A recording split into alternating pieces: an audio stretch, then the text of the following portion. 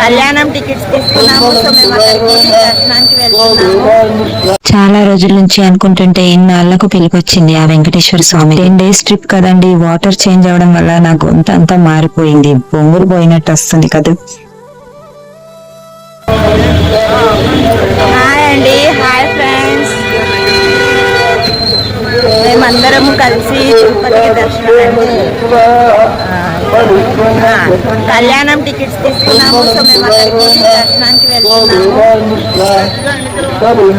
మా దర్శనం టైమింగ్ 10:30కి ఉందండి. మేము కాస్త ముందే బయలుదేరాం, అంటే 8 గంటలకి బయలుదేరాం. దర్శనం అయ్యి వచ్చేసరికి 2 అవుతుందో 3 అవుతుందో, మరి పిల్లలు కూడా ఉన్నారు. అందుకని శ్రీ మాతృశ్రీ వెంగమాంబ అన్నప్రసాద కేంద్రంలో టిఫిన్ పెడతారు. ముందు అక్కడికి అందరం వెళ్లి క్యూలో నిలబడి టిఫిన్ తినేసాము.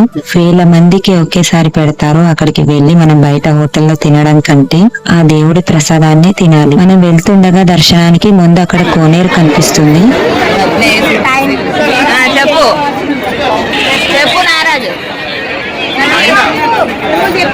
చాలా మంది పొద్దున్నే వచ్చి స్నానం చేస్తారు ఈ కోనేరులో.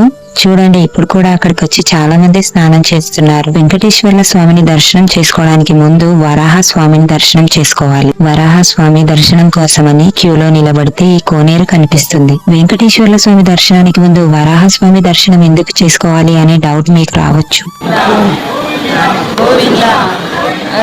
దానికి ఒక స్టోరీ ఉంది. ఈ వరాహ స్వామి అలా వరం పొందుతాడు వెంకటేశ్వర్ల స్వామి దగ్గర. ఆ స్టోరీ మీరు తెలుసుకోవాలనుకుంటే కమెంట్ చేయండి. కళ్యాణం టికెట్ ఒక్కరికి 500. లోపలికి వెళ్ళాక మన ఆధార్ కార్డ్స్ తో సహా అన్ని చెక్ చేస్తారు.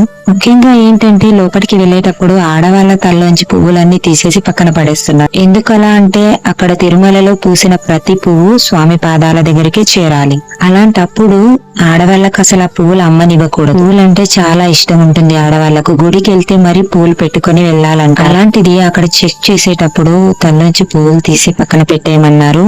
నాకెందుకో అది కరెక్ట్ అనిపించలేదు.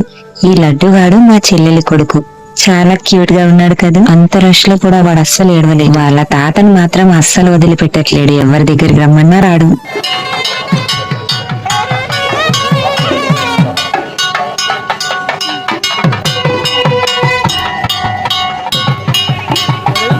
ఆ గొడుగుల మధ్యలో 2 బుట్టలు అలా ఎందుకు తీసుకెళ్లారో ఎవరిని అడిగినా చెప్పలేదు. మీకెవరికైనా తెలుసుంటే ప్లీజ్ కమెంట్ చేయండి.